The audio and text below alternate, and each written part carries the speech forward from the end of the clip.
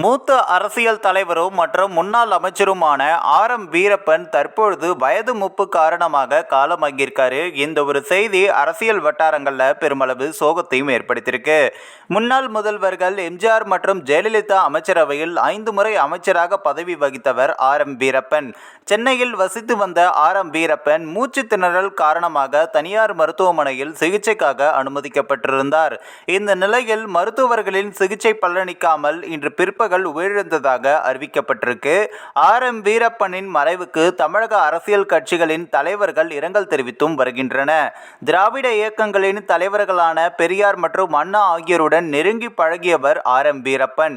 திரைப்பட தயாரிப்பாளராகவும் இருந்த ஆர்.எம். வீரப்பன் திமுகவில் இருந்து எம்.ஜி.ஆர். பிரிந்தபோது அதிமுகவை உருவாக்க ரசிகர் மன்றத்தை ஒருங்கிணைத்து எம்.ஜி.ஆருக்கு உதவினார். 3 முறை சட்டமேலவை உறுப்பினராகவும் 2 முறை சட்டப்பேரவை உறுப்பினராகவும் பதவி வகித்துள்ளார்.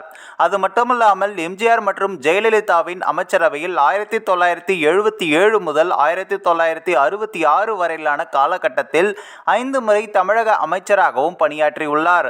அது மட்டுமல்லாமல் தற்பொழுது இவருடைய உடல் அப்படி முதலமைச்சருடைய இறுதி மரியாதைக்கு பிறகு திருமலைப்பிள்ளை சாலையில் இருக்கக்கூடிய அவரது இல்லத்திற்கு எடுத்து செல்லப்பட்டு நாளை மாலை 4 மணி அளவில் நுங்கம்பாக்கம் தகன மைதானத்தில் இறுதி சடங்குகள் செய்யப்படும் அப்படின்னும் அறிவிக்கப்பட்டிருக்கு.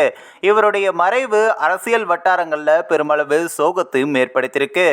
இந்த ஒரு வீடியோ குறித்து உங்களோட கருத்துக்களை நீங்க மறக்காம கமெண்ட்ஸ்ல சொல்லுங்க. நம்ம டிபிடி நியூஸ் டெஸ்க் சேனலையும் சப்ஸ்கிரைப் பண்றீங்க.